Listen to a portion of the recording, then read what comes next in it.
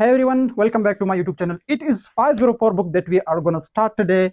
The 504 book contains 42 lessons. It contains lots of essential vocabularies. Its name is Essential Vocabulary Book, okay? Essential Vocabulary 504 book. There are 504 words in this book, only words, okay? Without synonyms. If we include the synonyms or related words, so it will be more than 1000 words. So there are essential vocabularies in this book.